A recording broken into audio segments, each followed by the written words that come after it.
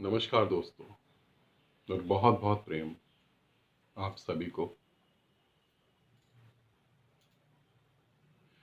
ये वीडियो मैं बना रहा हूं एक बहुत खास विषय के ऊपर, कैसे वहां से परमात्मा तक की हम यात्रा तय कर सकते हैं।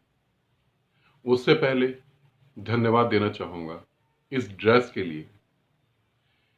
मेरा बहुत प्यारा कलर और आपने पसंद करा, इसके लिए आपको बहुत बहुत धन्यवाद और बहुत सारा प्रेम। ठीक है, और हम वीडियो स्टार्ट करते हैं। बात यह है, हिंदुस्तान के अंदर मैं बहुत सारे लोगों से मिला हूं, बहुत सारे साधुओं से भी मिला हूं, बहुत सारे साधकों से भी मिला हूं और बहुत सारी महिलाएं से बात करी है। और जब बात करते हैं साधना की, जब बात करते हैं साधना की, परमात्मा से एक होने की, तो वहां सबसे बड़ी बाधा जो उत्पन्न होती है वो होती है देवताओं की छवि, भगवान शिव की छवि, भगवान दुर्गा की, मां काली की, हनुमान जी की, राम जी की, इन सब की छवि। मेरी एक एक बात को समझने की कोशिश करना। मैं किसी के विरोध में नहीं हूं, मैं किसी की भावनाओं को ठेस नहीं पहुंचाना चाहता, ना ही मैं किसी के मन को दुखाना चाहता हूं, मगर मैं खाली सपनों को संजोकर बैठने में विश्वास नहीं रखता। कैसे सपनों के द्वारा सत्य को पहुंच जाएं, हम सत्य के साथ जीने लगे, इसमें मेरा ज्यादा भरोसा है। तो इसीलिए इस बात को समझें अच्छे से, इसीलिए इस बात को समझें, ये पूरे विज्ञान को समझने की कोशिश करें, एक एक बात को। यदि मेरी इस वीडियो से और मेरी बातों से तुम्हें दुख हो, तकलीफ हो, ठेस लगे, तो मैं ये कहना चाहूंगा तुम दोबारा मेरी वीडियो मत देखना, क्योंकि मैं जो कह रहा हूं मैं उससे कभी हट नहीं पाऊंगा। जो मेरे लिए सत्य है, जिसे मैं सत्य मानता हूं, जिसे मैं सत्य समझ के जी रहा हूं, वही सत्य है। तुम्हारे लिए हो सकता है कुछ और सत्य हो। मैं जो जी रहा हूं उसे व्यक्त कर रहा हूं, मैं अपने अनुभव को व्यक्त कर रहा हूं। तो इसीलिए यदि तुम्हें ठेस लगे तो तुम कुछ और देख सकते हो, बहुत सारी वीडियो है। जब हम एक हिंदू घर के अंदर पैदा होते हैं, जब हमारा जन्म हिंदू धर्म में होता है, वहां होता क्या है। ये हिंदू धर्म की बात नहीं कर रहा हूं, सभी धर्मों में। मैं क्रिश्चियन में हूं, मैं किसी भी धर्म में हूं, तो जहां मेरे माता पिता जिस जगह जाते हैं, मुझे वहां लेकर जाते हैं। उन्हीं की निगरानी में, धार्मिक लोगों की निगरानी में मेरा नामकरण होता है। और फिर मुझे वही बचपन से चीजें दिखाई जाती हैं, मूर्तियां, स्टैचू, फोटो, इमेज, ये सब। और वो मेरे चेतन और अवचेतन में इतनी गहराई में उतर जाता है कि जाने अनजाने में उनसे प्रेम कर बैठता हूं, क्योंकि घर की बातें, घर में कोई बातें सुनता नहीं। बहुत सारी ऐसी बातें होती हैं, दुख होती है, पीड़ा होती है, कहना चाहूं तो कोई समझता नहीं, तो फिर मैं काल्पनिक रूप से उनसे बातें करने लगता हूं। यहां एक अटैचमेंट हो जाती है।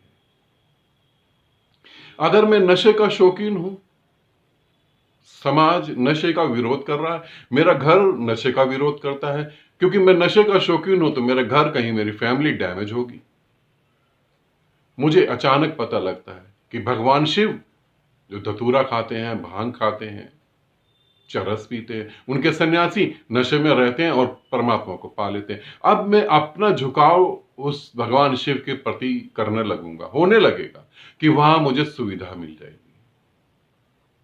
अब एक स्त्री जो किसी लड़के से प्रेम करती है, उसे धोखा मिलता है, पति से प्रेम करती है, वहां स्वार्थ दिखाई देता है, बच्चों से प्रेम करती है, वो इग्नोर कर देते हैं। अब उसका प्रेम सहज ही कृष्ण के प्रति बहने लगेगा।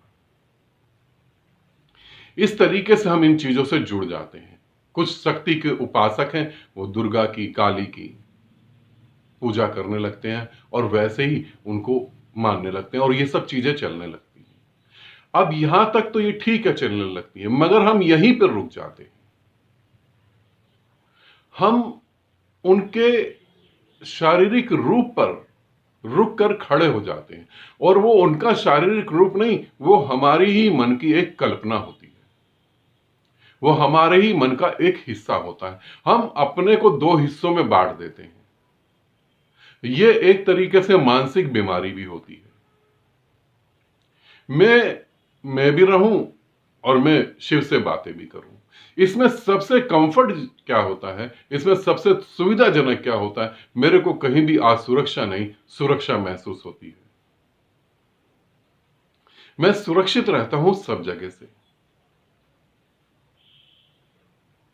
और मुझे दर्शन भी होते हैं, मुझे देवी देवता भी दिखाई देते हैं। अब मुझे यह समझ नहीं आ रहा कि यहां वो व्यक्ति जिसे देवी देवता दिखाई देते हैं, शिव बात करते हैं, मां दुर्गा उनके सराहने पे बैठी रहती हैं। अब ये समझना कठिन है कि वो धार्मिक यात्रा में आगे बढ़ रहे हैं या मानसिक रोग में आगे बढ़ रहे हैं, क्योंकि वासनाएं वहीं की वहीं खड़ी होती हैं। काम वासना भी होती है, क्रोध भी होता है, लोभ भी होता है, भय भी होता है, ईर्ष्या भी होती है। कोई तुम्हारी बातों को न माने तो क्रोध आ जाता है। और फिर उदाहरण भी देते हैं, मां काली को भी तो क्रोध आया था। अब हम वहीं रुक जाते हैं। आकार पर रुक जाने के कारण जब हमारी मृत्यु होती है तो हमारी ये सारी याददाश्त मिट जाती है। हो सकता है हम मुसलमान के घर में पैदा हो सकता है हम क्रिश्चियन के घर में पैदा हो सकता है सिख के घर में पैदा हो, और फिर हमें ये चीजें दे दी जाए और फिर हम इन्हीं चीजों को दोहराने लगे। हो सकता है ऐसे घर में पैदा हो जहां परमात्मा की कोई वैल्यू ही नहीं। इस पृथ्वी पे बहुत सारे ऐसे लोग हैं जो परमात्मा को नहीं मानते, तो फिर दोबारा से एक नए सिरे से जिंदगी को जिएंगे। अब कैसे हम मां काली को सच में जान पाए, कैसे हम शिव से एक हो पाए, कैसे हम हनुमान जी से एक हो पाए, इसको समझें। यहां मैं आपको विधि बता रहा हूं, इसे समझें। जब आप आंख बंद करें और आपके सामने इष्ट देव आपके प्रकट हो जाएं, तो उन्हें चुपचाप बिना शब्दों के निहारें और निहारते रहें। निहारने में धीरे धीरे वो प्रकाशमय हो जाएंगे। दो संभावनाएं हैं, या तो वो प्रकाश में हो जाएंगे या वो अंधकार में विलीन हो जाएंगे। दोनों रास्ते आपके लिए उपयुक्त हैं, पूरी तरह से आप उसमें उतर सकते हैं। फिर निहारते रहे, कोई शब्द का इस्तेमाल ना करें, क्योंकि ये आपकी कल्पना है। अब हम कल्पना के पार जा रहे हैं, उस साक्षात परमात्मा के दर्शन करेंगे, उस परमात्मा के साथ एक हो जाएंगे। दर्शन करने का अर्थ एक हो जाना ही है। प्रेम करने का अर्थ प्रेम को भोगना, एक ही बात है। तो दर्शन करेंगे और दर्शन के साथ एक ही हो जाएंगे।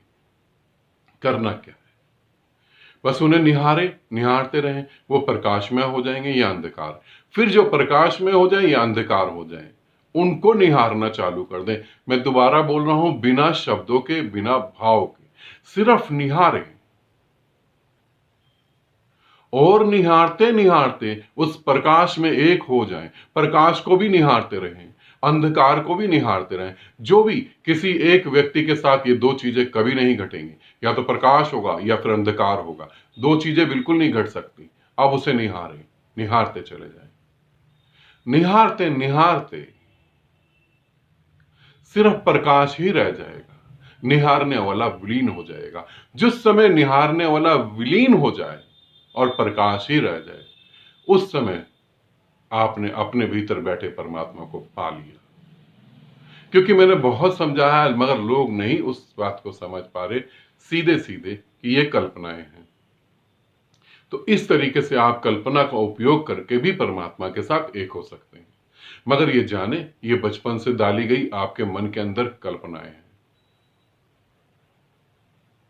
और ये काम करती हैं। एक छोटी सी घटना बताऊं। अब ये अफगानिस्तान या रेत जहां बहुत होती है, मैं उस जगह का नाम मेरे दिमाग में नहीं आ रहा, जहां रेत बहुत होती है वहां ऊंट को बांधा जाता है। अब ऊंट को कैसे बांधा जाता है? वहां एक लकड़ी का खूंटा गाड़ दिया जाता है और एक ऊंट के गले में रस्सी बांधी जाती है और उस रस्सी से वो खूंटे को यूं गोल गोल बांध दिया जाता है। वो ऊंट का बच्चा समझता मैं रस्सी से बंध गया हूं। धीरे धीरे ऊंट बड़ा होता है तो वहां के लोग क्या करते हैं, खाली ऊंट को खड़ा करते हैं और हाथ यूं उस खूंटे पे घुमा देते हैं। अभी ऊंट को मालूम कि मैं रस्सी से बंध गया हूं, ऊंट कहीं नहीं भागता, उस खूंटे के पास ही बैठा रहता है। ये एक सम्मोहन की प्रक्रिया है जो हमारे ऊपर भी काम करती है। अगर हमें भगवान शिव से बांध दिया गया तो हम बंधे रहेंगे पूरी जिंदगी। भगवान विष्णु से, नारायण से बांध दिया गया तो हम बंधे रहेंगे पूरी जिंदगी। हम कभी भीतर नहीं देखेंगे नारायण को। और मैं ये कहना चाहूंगा, ये भी छोटी सी बात समझ लें आप, इन लोगों ने परमात्मा को पाया तो ये परमात्मा हो गए।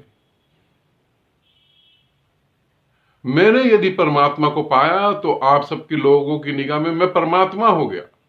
मगर मैंने कुछ ऐसे तत्व को जाना जिसकी वजह से मैं परमात्मा हुआ, तो मेरा फोकस सिर्फ उस तत्व की तरफ है, उसे आप कैसे जान सकें। तो इसमें मैंने छोटी सी विधि बताई है, इसके ऊपर प्रयोग करें। यदि कहीं कोई समस्या आए, कोई प्रॉब्लम हो तो आप कमेंट्स बॉक्स में कमेंट्स कर सकते हैं। और फिर दोबारा रिपीट करूंगा, यदि मेरी बातों से आपको चोट लगी हो तो मेरे चैनल का कोई भी वीडियो आप ना देखें, ज्यादा अच्छा रहेगा, क्योंकि मैं ऐसे बोलूंगा चोटें लगातार आपको लगती रहेंगी। आनंदित रहें, खुश रहें। बहुत बहुत प्रेम आपको।